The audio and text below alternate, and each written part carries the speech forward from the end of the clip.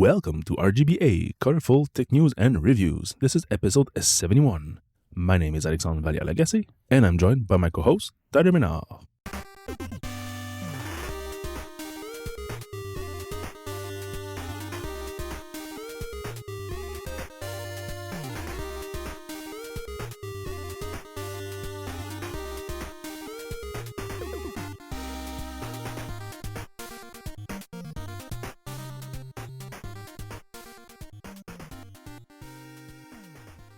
All right, it's weird because we recorded only a few days ago because of a conflict of schedules, and I was afraid we wouldn't have any things to discuss in today's shows.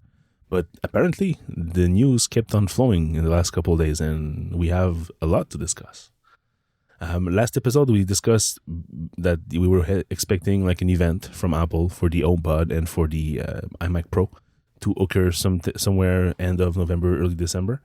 And we already have the news from the HomePod. It's being delayed until 2018. So no reason given, only that they want to make the very best product there is for us, and that they are not satisfied with where they are at this moment. What do you think is the real reason behind this delay? And also, it's not really like official. It's a statement through, I think, his name is John from BuzzFeed. I forget his last name. Bakowski. Right. So it's not like an official statement on the Apple newsroom there where you get all the white pages there. No, wait. The white pages for the Apple newsroom, that's only for positive news, never for negative news. Oh, I didn't know that. Oh, yeah. Every time there's a problem or some kind of delay or hiccup or whatever, except for You're Holding It Wrong by Steve Jobs, which was a whole event. But it's always coming up as a statement through one of the regular news channel. So either by BuzzFeed or another like Wall Street Journal or any other high-ranking high-ranking publication that Apple really likes. That's usually how they can distribute their message. Okay, I really didn't know that. I thought everything went to Apple News. No, only the positive stuff. Good to know. So nice pictures, nice news, new products, new happy people. Awards. Yeah, happy people. Position changes also on the C-level, so all that goes there. So what's your idea about the real reason behind this delay? It's not ready? What do you mean? But is it like, do they have a software problem? Do they think that the most recent Sonos announcement that came out with something that's very similar, but like almost half the price? Is it something that makes them reconsider their features or their price or their marketing or whatever? Maybe they're trying to get it to be more Siri integrated or something, and they can't get it to work. That's why they wouldn't let anybody touch it, or the demo areas are really constrained and very limited. But maybe they're trying to work on something more like the Alexa, but they just can't get it. And now that everybody's coming out with the products, they have to get this one right because they're Apple, and it has to be like kind of the best when it comes out. Usually they're always late to the game, but it's always like on par if you want, or just really on the ball, and they don't have that.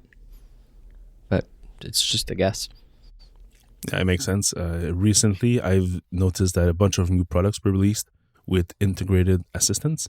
Like, for example, the very new Bose QC35 headphones. There's a new V2 for this product, and it now has Google Home integrated into the headset. So I don't know exactly how it works. Probably uses your data plan from your cell phone, but there's a dedicated button on the headset where you can just press and talk to Google right from your headset. There's a bunch of Alexa-powered speakers on the market. And just this week, we finally got the Amazon Echoes released in Canada.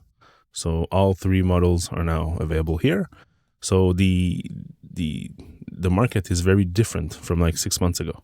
Not only do we have the cylinders that we had, but we have many more versions that are cheaper, that are more accessible. And at the same time, we also have Sonos, who embraces both Amazon and Google as a 2018 release for their assistant in their smart speaker, which is already super high quality. So it's probably only a matter of time before there's another speaker from Sonos with the assistant integrated. So probably the Play 5 will be next, which is their big five speaker unit that is most likely comparable to the Apple HomePod. So yeah, it's going to be quite interesting in the coming weeks, and I think that you're right. Like there's not enough differentiation between Apple's $400 thing and is it 300 or 400? I don't remember. I think it's 300. $349. Yeah, $349. So compared to like a $229 or I think it's 200 for the Sonos Play One. So like what more are you getting from this? I'm not sure it's really that much more.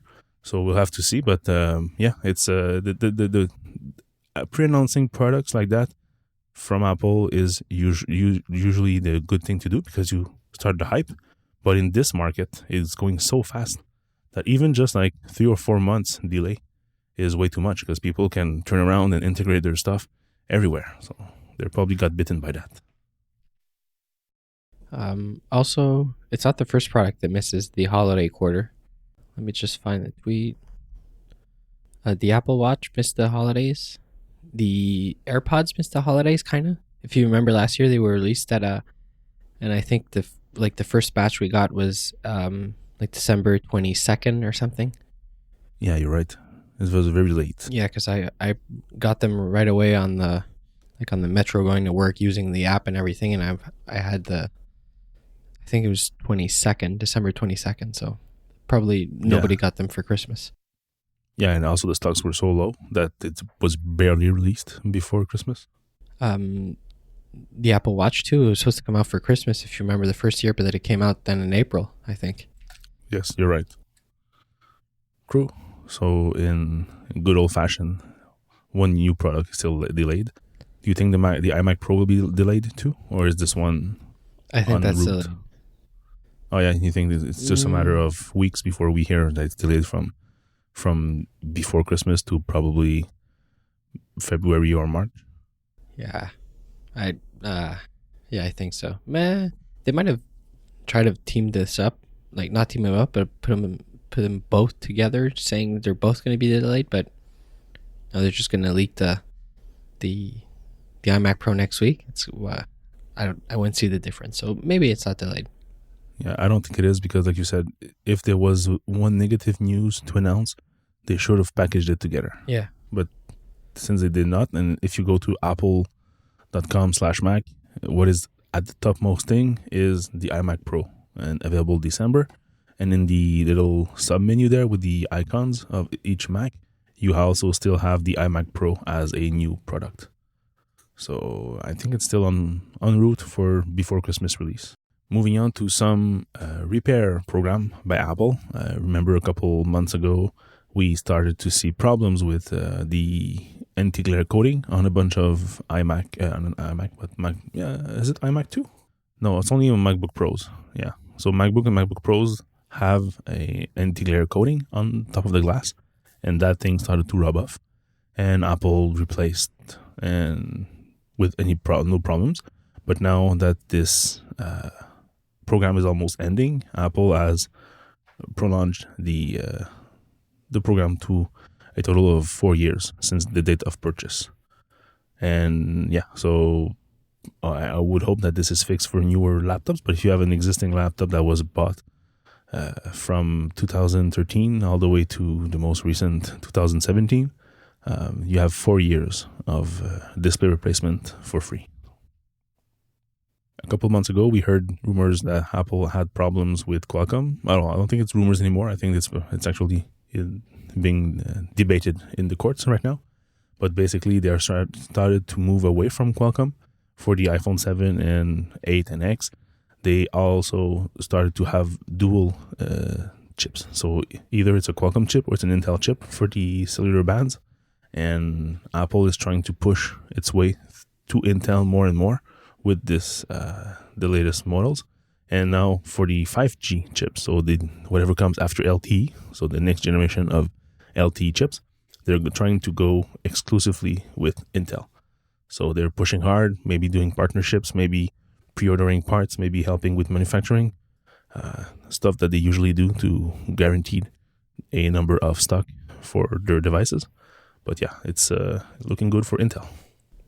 The next news is the new Apple Watch. Well, not the new Apple Watch. There's a new program. Did you join it? How's it called? What's it called? What's the app? Well, I downloaded it was it for this week. Yeah, no, I didn't join it. I think it's something for the US. It's tied to one of those research centers. Yeah, but you can still do it here. Oh yeah? Yeah, Cardiogram. That's the app. So you basically sign up for you download the app, and then they throw you over to a website if you want to sign up to this health program or health research program, and they're trying to help detect hypertension, sleep apnea, and so go sign up, because the more the merrier, I guess. Yeah. So yeah, this is fun because Apple built a bunch of sensors, and I'm always circling back to the rumor.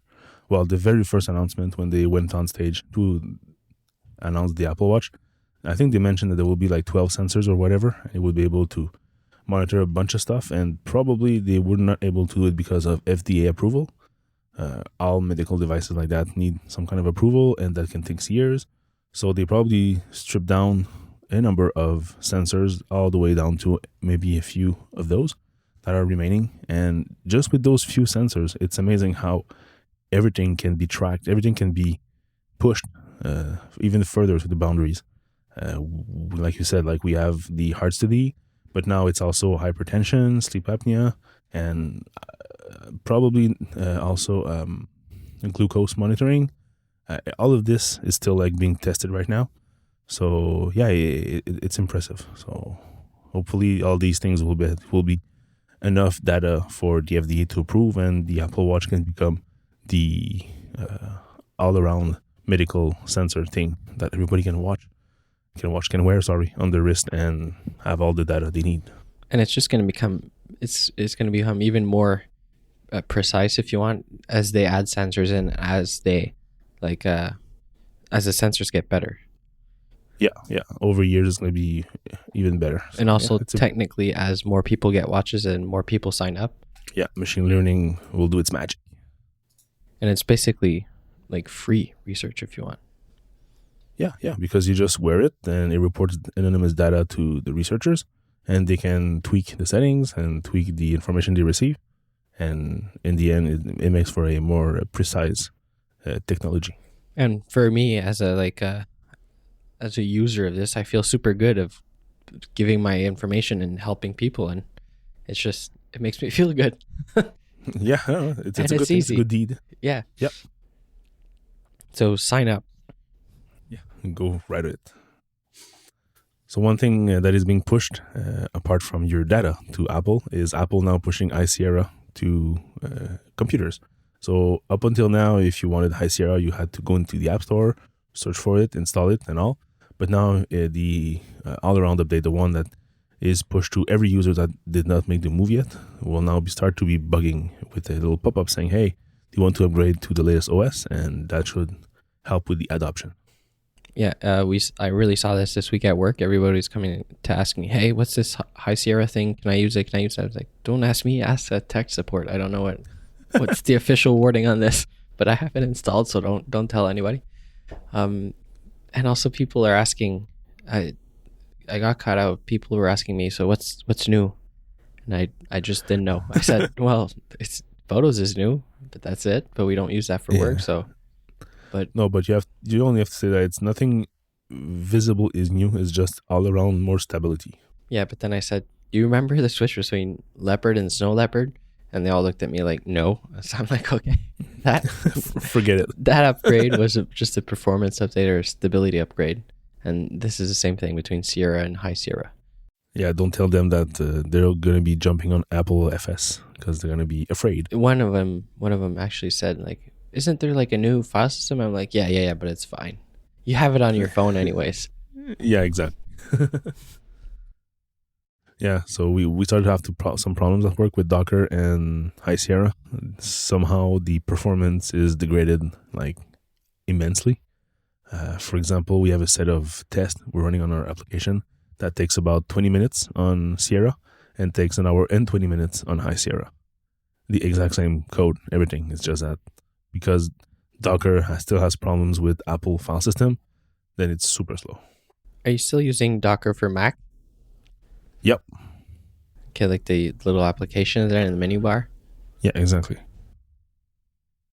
Because a year ago we had where I worked before, Apple for Mac was so slow that we used Docker from Core OS. So we'd run a virtual machine running Core OS, running Docker, and we'd run Docker from there instead. And it was like way faster. Yeah, this is one solution we have in the list. So we have to see if we have to virtualize that or not. But hopefully Docker for Mac gets some updates and some better performance over time. So yeah, I don't know if it's still worth it, but it used to be. Yeah, well, for us, unless you run the test, it's only general slowness on the app. So it's a few tenths of a second slower here and there. So it's not really that bad. It's just when you need to debug some test that now you have 5 times more runtime.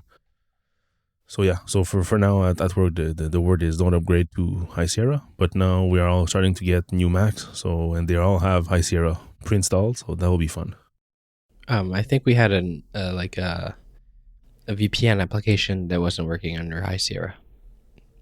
Yeah, there's a few things like that for the stacks, that network stack and other types of stacks in macOS that are usually the things that break when they do those incremental updates that are supposed to be only for stability. But they usually fix long-standing bugs or that are still there that were fixed, but people started to circumvent them in some way, and that circumvention now breaks. So that's it's supposed to be only like performance, but in the end, compatibility takes usually a big beat at this type of upgrades. All right, so let's share one more article from Apple, and then we'll move on to some other electronic stuff. On the Machine Learning Journal from Apple, we now have a new article called An On-Device Deep Neural Network for Face Detection. So they basically go over all the technobabble of Face ID and neural network on the iPhone processing that information. So if you're into that very specific technological things, it's a bit complex to read. There's parts of it that are pretty intense, but you can get like the big picture and understand a bit more how they fully work. So it's very interesting to see the inner workings of those things. Moving on to Tesla news. Tesla this week had a big conference, and Elon Musk announced the Tesla Semi, which is a 18-wheeler truck, and it was interesting. I don't know how popular this will be with companies. I have a couple of reservations, but let's go over the specs first. So it's a 18-wheeler, so it's a truck. It has supposedly a cost of ownership that is 25% less than regular trucks. The drag coefficient is 0.36, which is better than many sports car. You have 2 battery models, one with 300 and the other one with 500 miles range, and that's including an 80,000 pounds load. So it's not an empty truck just by itself with no trailer. It's the whole thing filled to maximum capacity for the US roads. There's 4 independent motors in the truck. It's going to consume less than 2 kilowatts per hour per mile. So that's supposed to be good. You can do 0-60 in 20 seconds with an 80,000 pounds load. So that's pretty amazing because they had a little graph of a truck doing its acceleration, and the same thing with the Tesla truck. And you can see the speed was okay on a regular truck, but if you looked at the one that was conventional, it was like slow as a turtle. It's crazy. And then they wrap up with saying that the cost of ownership is $1.26 per mile instead of $1.51 per mile. So over time, it's going to be a better thing, but still no idea on the price. And Tesla does one thing with their different models, which I don't really like, is when they report the cost of ownership, it's always including like 7 or 10 years of gas that you don't pay for. So in the end, all of this amount of money that you're spending over 5, 7, 10 years, yes, it's less over 10 years, but it's all crammed up at the beginning to actually get the car. So the initial cost is way up there. So how much is an 18-wheeler? Do you know the price of a regular truck? Yeah, it's like 500. 500. So what will this be? Like 1 million? Like, okay, of course, over 7 from 10 years, you're going to save, I don't know, I think it's $18,000 to $20,000 per year on gas. But still, it's going to be quite expensive at first. What is the price? They don't say. It's still unknown. We only know that the cost of ownership is 25% less than a regular truck. Okay, I know it's maybe not 500, but it can be really, really expensive. Yeah, as you can guess, this one has nice interior, nice options. It's fully loaded with all the automatic driving features, so the self-driving features. You can even drop the cost of ownership down if you have it. If you run this in a convoy setup, so having the trucks actually follow themselves, like automatically, at a few inches separated from each other and all linked together, this cost of ownership can go down much, much, much more. So, but then again, if you look at different articles, I did a few search on this yesterday, and I found that they said it's $1.26 per mile of cost of ownership, and regular trucks is $1.51. But if you look at other articles, some other articles say it's about $1.30, $1.35. So it depends on your source. So that 25% that they're saying might not be that great. Like it could be lower than that. So in the end, you don't really save in terms of money, but you might save in terms of maybe there will be rebates from the government helping push those kind of trucks. So that could also help. So still, I'm not sure. No, it's not 500 grand. It's like 100 to 150. Okay. According to my quick Google research, but I have a friend that works for a company here.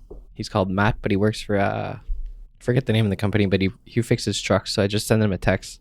So we're gonna have real time follow up of how much it costs to build it's not semi truck, it's a cab, they call it, and like truck world. Okay. It's called the cab, I think.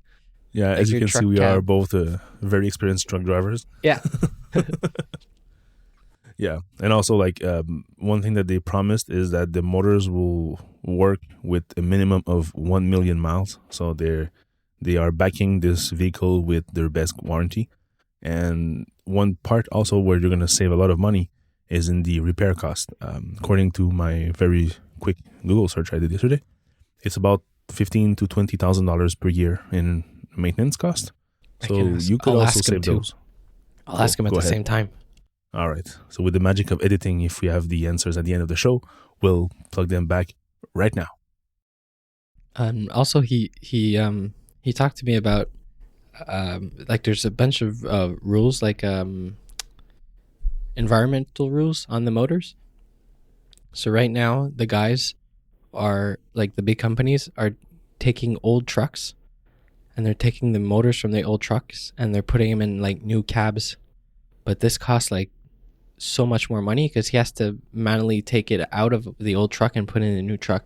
And there's all this stuff you can do because it costs less to run the old truck, but they pollute more.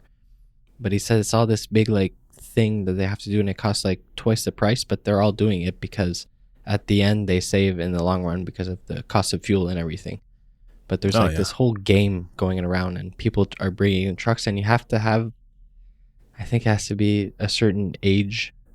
Like it has to be older, or and then you have to buy a cab, but the cab has to be something special too. I don't know. It was really complicated, and that's why he was telling me it's like, I think it's like 3 or maybe like even 400 grand to do that.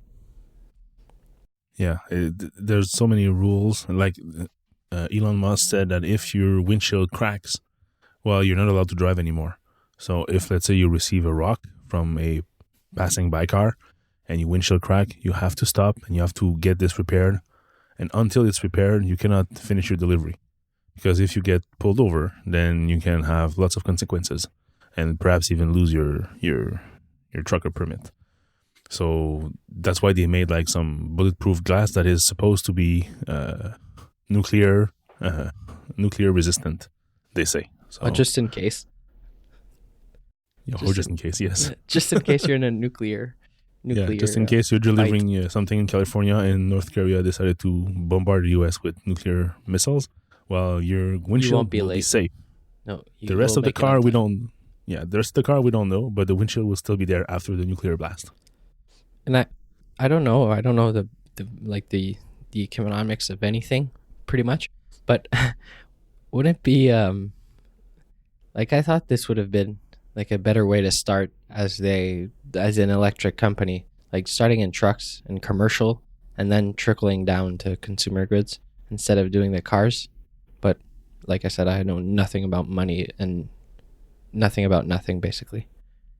Well, it would have made sense, but it's you need some kind of warranty for that. You need to prove to those truckers that are gonna really use them. You really use them to the very last drop. Basically, that your thing is reliable, but you don't have that because you just started. So what they did is they started with the high end Roadster, which they had bigger margins on that, and use that money to finance the Model S, and then use the money made from a widely available car to finance the Model 3, and so on. So, but if you look back at Elon Musk's master plan, he detailed everything that he would be doing in the next years and in which order, and all that is laid out since a couple of years ago. So he was always very transparent that this allows us to do this, and then with this money we're going to finance this, and so on, and then go into the solar, then go into the semi truck, and then there's also going to be like a pickup that's coming eventually. So all this has already been discussed. So yeah, he's pretty transparent for that. And then we had the event that was almost closing, and basically there's a Tesla semi that pulled over and reversed to the crowd and opened its back, and what was inside the car, not the car but the trailer, a new Tesla Roadster. So Tesla has announced by this conference a new Tesla Roadster 2.0. I don't know what the name is, but it's a new Tesla Roadster, probably just Roadster. This one is quite fast. I don't know if you saw the acceleration videos. No, but I saw the numbers. Yeah. So instead of the puny 100 kilowatt hour battery of the Model S, you have a 200 kilowatt, so twice the battery. You have a range of 620 miles, which is 1,000 kilometers. It does the 0-60 in 1.9 seconds, the quarter mile in 8.9 seconds, and the top speed, well, Elon says, we won't say, but it can go over 250 miles per hour. So that's one crazy car. There's one little video I should probably put in the show notes because I think people who were able to test drive it only were the ones that were gonna give like money right away to reserve their future car. And there's one guy who we're just filming like the car accelerating, and it goes so fast, it's crazy. Like it's like a rocket on wheel basically. So having driven the very first model when it came out, the second version, the one with the 2.5, which was quite fast, I can only imagine how this one is. It's going to be crazy. And that 1,000 kilometers is going to be the first car with over 1,000 kilometer of range. So that's going to be amazing too. And the cool thing is that's a four-seater. Well, four-seater with big air quotes, because I don't think that the two small back row seat will be quite amazing. It's going to be probably crammed over there, but for small drives, it's going to work. So the base price is $200,000. The reservation is $50,000. And there's also a Founders Series, which is basically a little bit more expensive at $250,000, but you have a bunch more features that are included. And it's only the first 1,000 reservation that are for those Founders Series. So when do you order yours? Never. Yeah. Also, one thing that's pretty nice is we all love the hollow glass roof of the Model S, but this one pushes the envelope further, and the roof is retractable. So the whole ceiling, which is a glass panel, retracts and goes into the trunk. So I don't know what's left in terms of space, but the roof is retractable, so that's pretty nice too. It's so expensive. That's the only thing I find. It's because right now, like, people that are looking for a $250,000 car, like, they're not looking for an electric car. They're looking for like more of an experience than an actual car. And then, like, I'm talking for myself, but at 250,000, I want like the full car experience. I want the V8 Ferrari that makes the noise and everything. I don't want this electric car that's made to commute and be saving the planet. Like, we see this right now with the new Acura NSX. That's like this sports car, but hybrid sports car. And like, pick your color and pick your price, because they're all for sale. Like, I think there's 40 for sale on Auto Trader right now in the US or something stupid like that. It's supposed to be this exclusive car.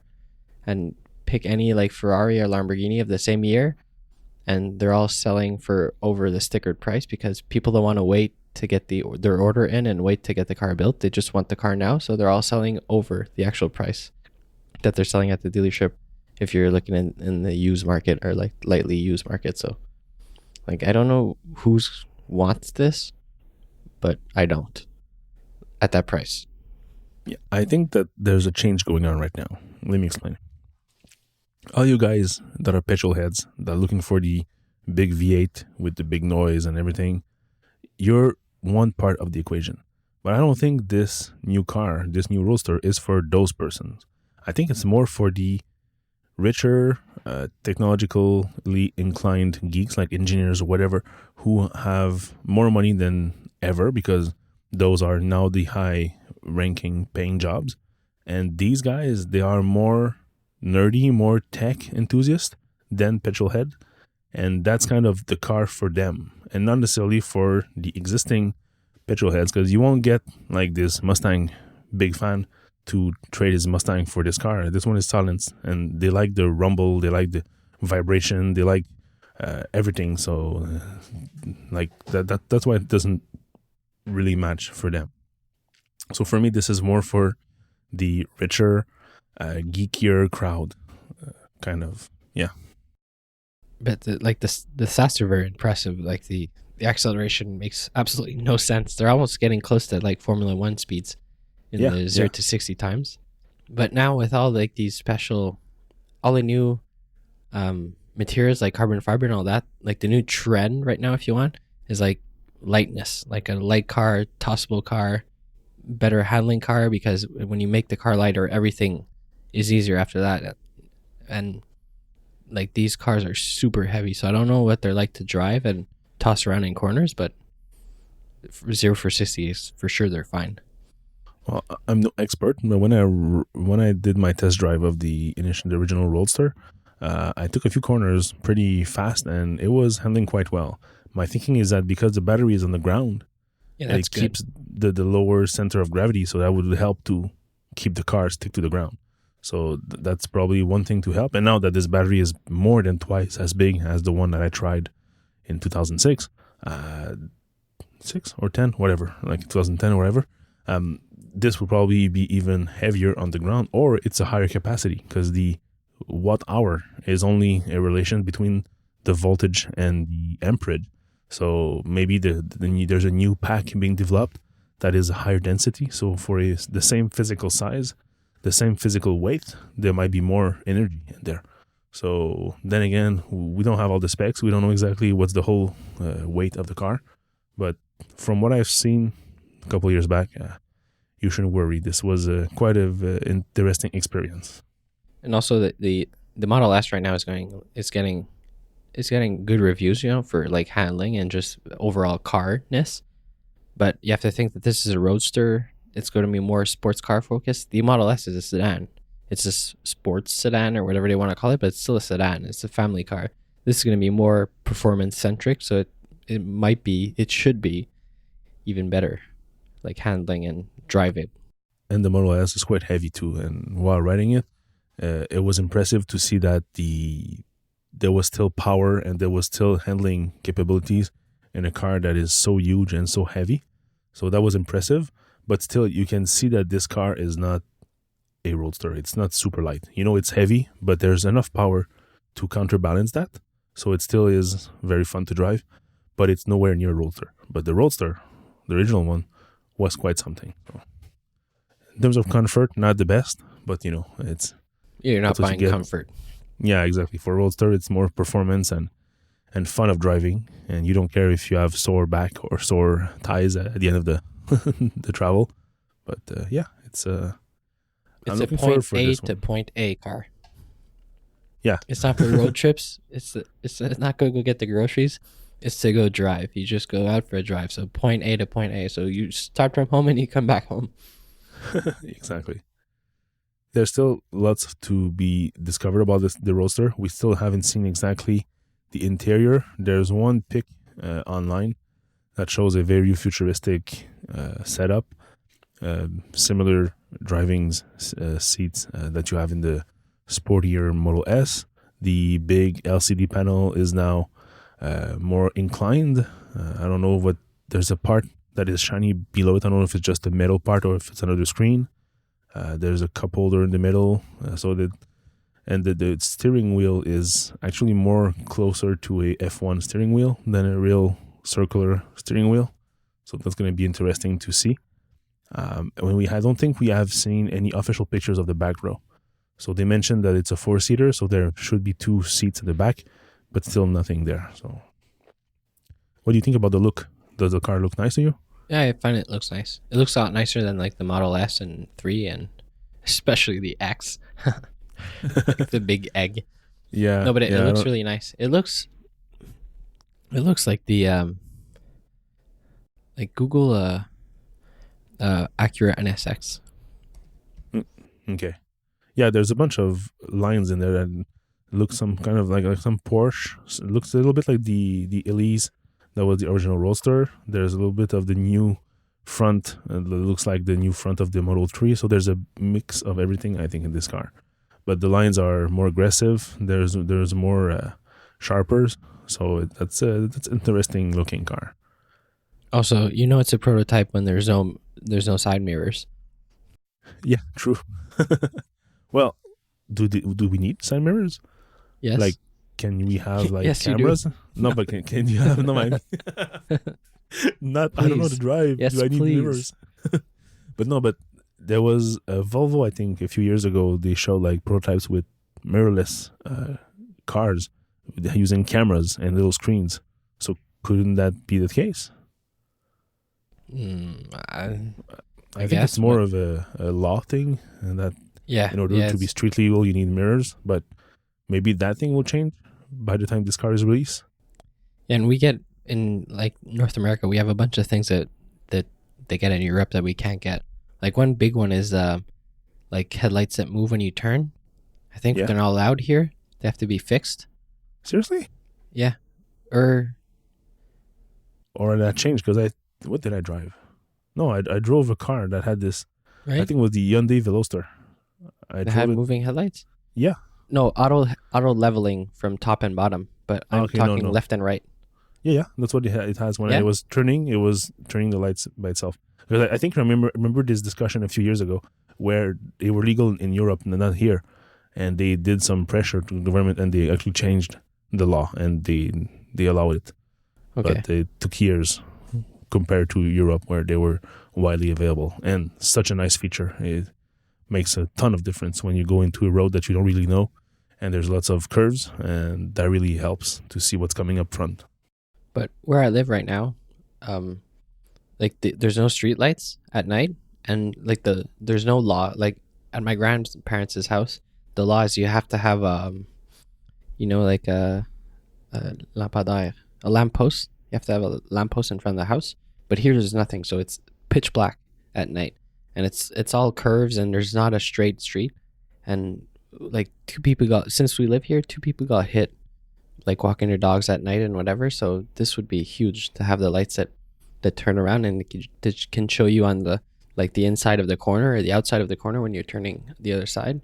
But yeah, I don't know. But I think the law, even if you have lampposts here, we have lampposts in Brossard, and there's a bunch of streets that are badly light lit, and we have lots of people doing their night walk and decided to wear those construction orange jacket just because the high vis things there. Exactly, so that they are being reflected and seen from afar, and it's understandable because a few times I almost hit some person because they were walking and they were small, because usually it's Asian people here that do their walks at night, and they're super small sometimes, the old folks, and I almost hit them a couple times because I'm turning the corner and I looking ahead, but I only see black on black. And what do they wear? They wear black shoes, black shirts, black pants, and they have black hair. So from the back, you don't see them at all. So it's a good thing that they started to do that. So Yeah, they walk with flashlights too, like waving them in their hand there to make sure it makes. And they put flashlights on the dogs, so the collar or the leash or whatever, so it flashes. They have a bunch of stuff now. Yeah, there's a bunch of ideas. That's good. So, And also, I have one complaint about the Tesla Roadster. Like, please go ahead. it's not a Roadster. Don't call it a Roadster. It's not a Roadster. Like the actual car What makes a Roadster? has to have a convertible roof. But it has. No, it has a little Targa top. No, it's supposed to retract the whole thing back into the trunk, so you only have the windshield left. Well, from the pictures here, Yeah, it's only a Targa. It doesn't show, but yeah, from the event, there's a video online that the whole event in 9 minutes, and they show a few seconds where they retract the roof, and it's supposed to come to be removed completely. Because on the Tesla.com/Roadster, what we see here at the bottom is glass roof, removable glass doors, and the trunk, you're right. an open air convertible. Okay. That's not a convertible. Yeah, you're right. It's not a Roadster. Well, where is the class code then? I don't understand. Yeah, I think it's just too early to really even discuss this. All the like you said, like all these are like just composite shots. It's not even real pictures. And if you remember the Model S when it was first announced and how it came up to be, it's not exactly the same thing either. So this might change. Also, knowing Tesla, they announced this for 2020, I think, and you can be sure it's going to be 2025 because they haven't even finished building the initial orders of the Model 3, and they're way late because the last time they had a conference call with the investors, I think they were supposed to be making like 1,500 cars per month, and I think they made like 100. So they are 10 times lower volumes than what they were supposed to be at this date. Yeah, I think it's like 100 or 200 production per month right now. Yeah, which is way too small because people who pre-ordered a car, they were expecting to get their cars next year, but now it's for sure it's going to be 2020 for most of the late comers to the pre-order process. If you were in line the very first morning that the car was launched and you had your pre-order in, probably you'll get it next year, like in 2018. But if you were maybe like coming about like 2 weeks later and they already had like 50,000 or 100,000 pre-orders, then you can be sure it's going to be like in 2020 or maybe 2021. So not a good thing for pre-orders. So moving on to something that was announced years, if not decades ago. You probably didn't know, but Rampage was a popular game when I was a kid. You were controlling like giant size, like Godzilla size monsters, like an ape and a rhinoceros and everything kind of thing like that. And you were basically just like trashing buildings and squashing people with your humongous feet. So that was a fun game in the era of the Super Nintendo. And basically we are now having a Hollywood movie about this very same thing. It's featuring, of course, The Rock. And The Rock will be our only hope to save us from the Rampage monster. So I don't know what I think about that. It's one of those movies that look good in terms of ideas, but I'm not sure they can pull it off. I'm forecasting that it's going to be probably in the below 20% on the Rotten Tomato scale. So it might not be such a great thing. But anyways, for just a quick consumption, it might be fun to see our old pals from the Rampage video game again. I have no idea what this is. Yeah, it was not even like a super bestseller. It was more of a popular in video stores because you can rent the games and have like fun for a weekend type of thing. So it was 2-player also, so it was fun to play with your friends at the same time. I stumbled across a short documentary on IBM, where they go over transforming the business from the traditional IBM business to a cloud-based and smart-enabled, like machine learning and stuff company. So it's only 22 minutes, not very long. The links will be in the show notes. It's interesting to see how this monolith can change and adapt new technologies faster than I would expect from the size of the company. But yeah, it's very interesting. So if IBM and technology interesting you, it should be a fun few minutes to watch. Where is it? It's on this InVision.app then? Yeah, InVision was a partner for this documentary. Okay. So if you remember a few episodes ago, we discussed Big Dog, the Boston Dynamics big dog, basically, robotic dog that was being developed and it was being kicked, pushed, and everything. And now this the newest robot, the one that is human shape, it's called Atlas, and this one is back with a vengeance. It's now a ninja, so it can do backflips, it can jump over obstacles, and quite high obstacles too. So there's a link in the show notes if you want to watch the little video. It's pretty impressive, and there's even a failed attempt at the end. So watch it until the end after the generic and everything. You'll see that there's one backflip that did not work as expected, and it's pretty impressive to see this big hunk of metal do those backflips, and not just because it's programmed to do like a gesture and does always the same one. If you look at the floor where it lands, the floor is kind of shaky, so there's an added complexity there where when you land, you don't necessarily land at the exact same position every time. So the robot needs to adapt its weight and shift its weight just to recuperate its alignment, if you want, and its weight distribution. So that's pretty impressive. So I don't know what's the use for that kind of robots, unless you're planning to make killer ninja robots. But until it's fully completed, it's quite interesting to see the development they do. There was also another video with Big Dog, which is the a latest version of that dog, which basically looks a lot nicer. It's not a super huge. It looked like if you take like 4 legs and you put 2 old PC Tower on top, and that was your robot.